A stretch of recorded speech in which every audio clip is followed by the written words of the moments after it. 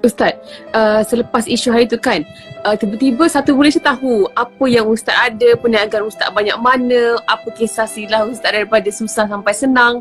Tiba-tiba semua orang dapat tahu, oh Abid Liu ada kereta berapa biji, ada rumah macam mana, sekian.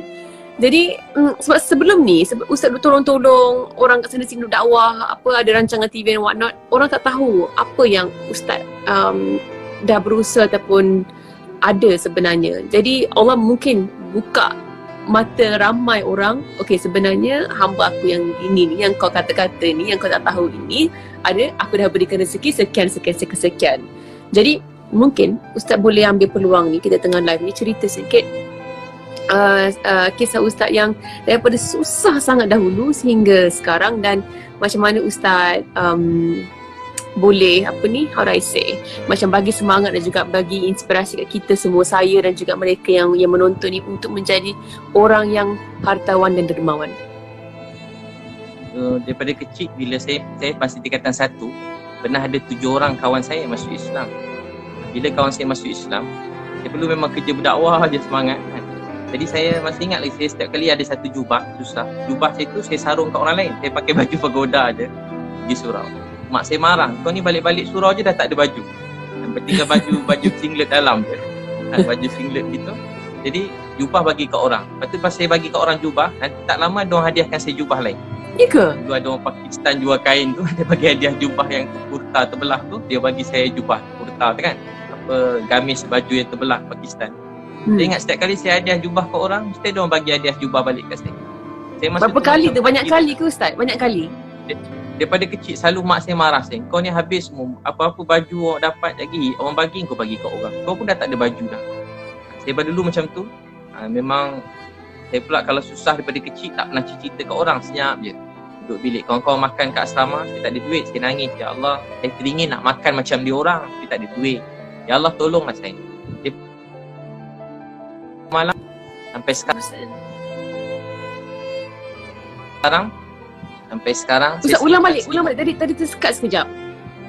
Saya tidur atas buni, ada orang bagi saya alas tidur. Sampai sekarang saya simpan selimut tu, saya rasa tu hutang budi. Ada lagi selimut tu kat rumah, saya ada kat atas lagi. Berapa tahun dah tu? Dah lama dah, 20 lebih, saya rasa tu hutang budi. Pakcik yang bagi selimut tu pun dah tak ada dah. Dah meninggal. Prof Hani Muhammad Tahir yang pernah bagi saya selimut. Saya ingat sampai sekarang nama Cikgu Muhammad Noh bin Jaafar. Cikgu Muhammad Noh. Ini dekat hostel lah. Bin Jaafar. Yang bagi saya alas tidur Cikgu Muhammad Noh, ada lagi Cikgu Muhammad Tahir yang pernah bagi saya sesuatu. Sampai sekarang saya simpan, saya rasa tu hutang budi. Rasa macam dulu-dulu kan, susah masa tu. Dan saya buat kerja macam-macam. Gaji pertama RM800, semua bagi kat mak. Dia tidur kat masjid kat KL. Kadang-kadang masjid kena halau pula, lama sangat kat masjid, tidur masjid lain. Tapi saya sampai jarang-jarang makan. Ada kadang-kadang saya siang kerja lain, ada sekali orang selit RM2 dalam poket saya. Saya rasa tu hutang budi. Saya masuk bilik air, saya buka duit RM2 tu. Saya tengok, ya Allah, RM2 saya boleh makan sebab duit gaji dah bagi kat mak. Sebab tu sampai sekarang kalau saya tengok orang pergi Petronas mana, memang saya bagi RM10 kurang-kurang, paling teruk RM5 ke. Dia bagi kat budak-budak Grab tu biasa RM10, RM20. Sebab bagi saya, bagi mereka RM10 tu berharga. Ustaz, sekejap, saya nak mencelas sekejap. Tapi kan kadang-kadang bila kita jumpa orang-orang yang macam ni kan, dekat petrol station ke ataupun dekat mana-mana saja, kadang-kadang kita pun rasa macam boleh tak aku nak kasih duit ni, macam macam rasa takut pun ada, rasa macam adakah dia akan rasa. Saya pergi mana-mana saya dah macam cakap hadiah je, saya kata hadiah.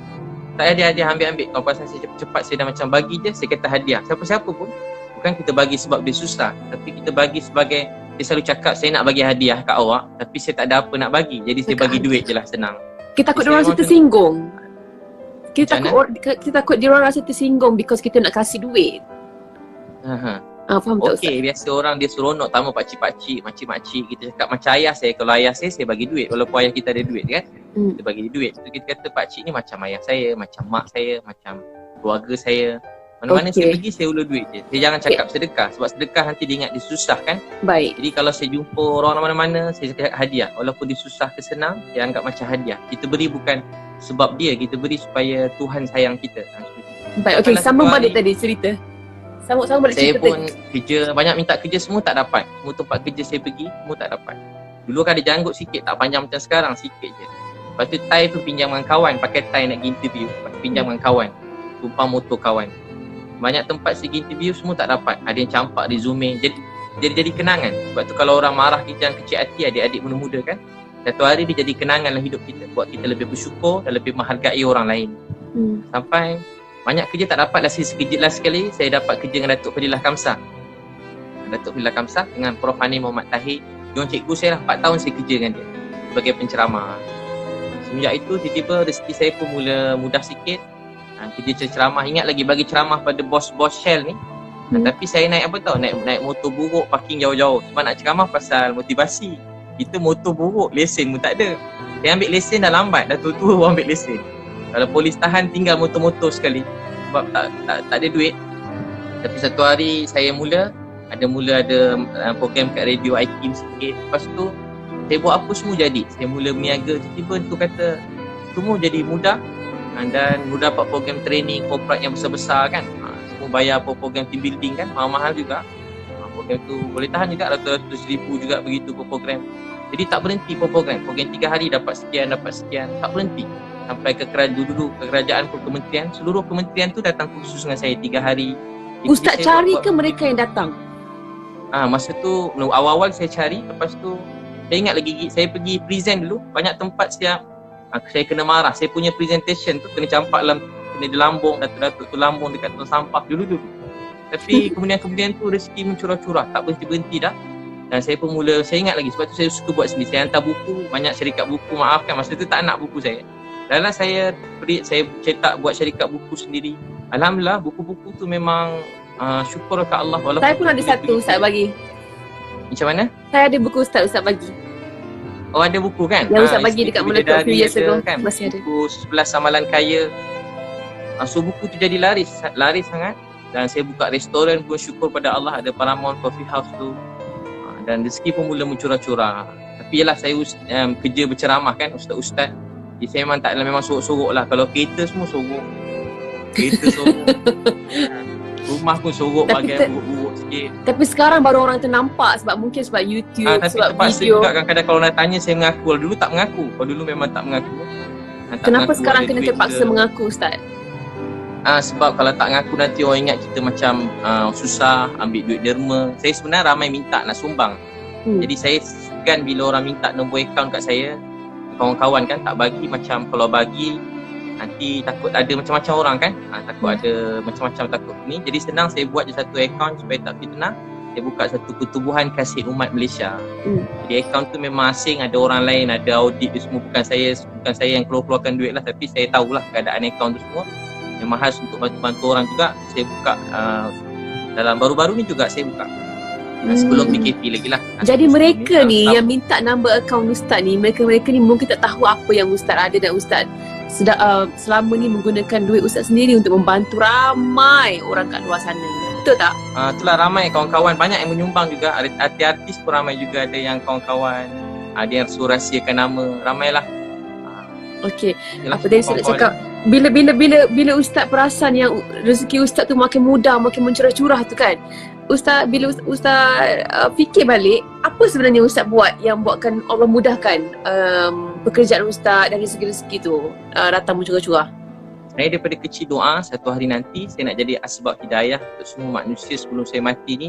Saya niat saya dapat beritahu apa tu Islam pada seramai mungkin pada orang bukan Islam. Bukan maksud nak paksa masuk Islam, tak. Saya nak mereka cuma rasa sayang pada Islam tu. Sebab pada dulu kan, dia dulu orang faham Islam ni orang ungkapkan teroris. Islam ni selalu macam hukum orang, kerja macam kasar. Itu yang dibayangkan pada seluruh dunia. Dan kita tak tahulah dia media ke atau memang benar-benar terjadi ke, campur-campur lah sikit segelintir orang. Jadi saya nak beritahu pada semua orang yang sebenarnya Islam ni ialah kasih sayang. Islam ni nak semua manusia bahagia tanpa mengira agama bangsa. Islam nak semua orang gembira, bahagia dan menjadi rahmat kebaikan buat semua orang. Walau pada orang jahat, maaf, walau pada pelacur, maaf, walau pada orang yang orang kata tak guna, penagih dadah, dia boleh ubah semua orang. Dan saya setakat ni kalau jumpa siapa-siapa, ramai yang berubah. Yang ikut saya tolong sekarang, syukur ke Allah. Ada yang ramai abang-abang yang dia tak pernah semayang, yang ramai bantu-bantu dah makin ramai ni.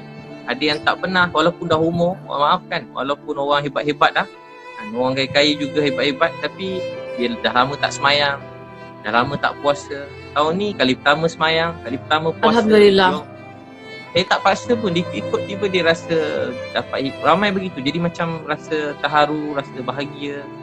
Tu saya buat macam tu lah. Saya buat program keluarga sunnah, memang ramai. 7,000 orang datang. Nanti jemput datang ni lepas InsyaAllah. InsyaAllah. 7,000 orang. Ustaz, bila 7,000 orang datang. Khusus sehari seminar. satu event 7,000 orang. Satu event 7,000 orang. Itu pun dah berapa dah tu? Apa yang Ramai yang nak yang bercerai, tak jadi bercerai. Macam mana? Itu pun dah berapa dah Ustaz dapat kumpul daripada satu event. Dan duit tu juga yang Ustaz dapat bantu mereka ramai bagi rumah, sewa rumah. Tu kata orang kadang ingat macam sewa dewan murah kan. Dah tentu kalau saya buat event, saya buat macam konsert juga. Pentas macam konsert. Kurang-kurang 200,000 juga persiapan apa tu? Lampu-lampu. Lighting and all that, ya. 200,000. Orang kadang bayangkan sewa dewan 10,000. Ya, macam dewan kahwin 100,000 zaman dulu for sure, kan. ya. Tak ada, bukan. Dewan sekarang paling kurang harga harga 120,000. Kalau dewan maib yang besar sekarang jadi tempat PKP ni, COVID ni. Jadi dewan semua sekali. Tapi memang banyak lah dapat. Kalau bayangkan kalau begitu. Kalau 7,000 orang, seorang RM100 kan. Jadi dah 700,000 kan. Betul. Dah RM700,000. Yelah. Satu hari punya program. Alhamdulillah.